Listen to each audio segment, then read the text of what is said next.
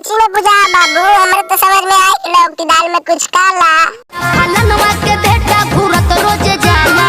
तो दे कुछ दोनों वो बता दियो नंबर, लेकिन होशियारी से जा तुर मैया जान तो समझ ले। जान जाई महली तो छोड़ाती ही पढ़ाई रे। तो ले ना सहेली से सीख ले, कौची काला है ये बता दे तो सही से बती तो, नहीं सही से बती तो हम सलामा। ए सखी का करी रे? अरे पगली भैया बोल दे। हाँ ठीक कहता रे, रुक। तो तेरा मिल गया ग्रीन सिग्नल, अब जाके एग्जाम दे, एग्जाम में पास हो गई कि फेल।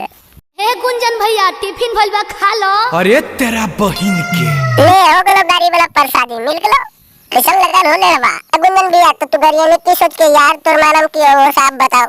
भैया का हुजन रे पगली दिलवा टूट जाई रे। खुटवा से बांध दियो भैया दिलवा के, काहे कि खुटवा टूट तो तरन दिलवा टूट तो ही।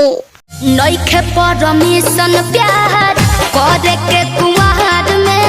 अरे बाप रे तो चौपाला कल जुगा गलो रे बाबू, अब परमिशन के बिना कुछ न करो। अच्छा कुमारे में करबो न तो का करबो यो बता दे।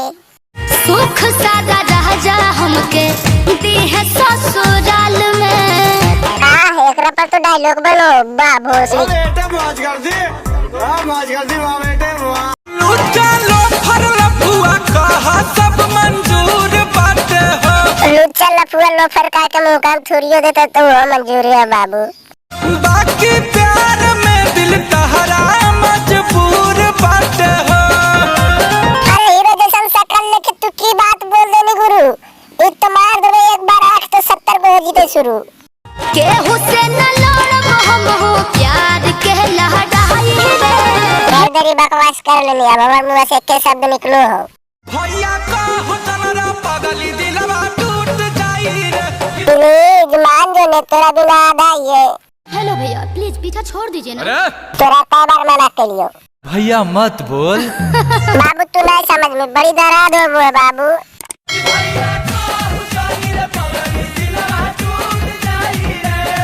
देखी बाबू आज न तो कल ककरो घर जेबे कर में, और एक बात तो फिक्स हो कि पोखरवा में खरवा में न होबो तो करबू हो।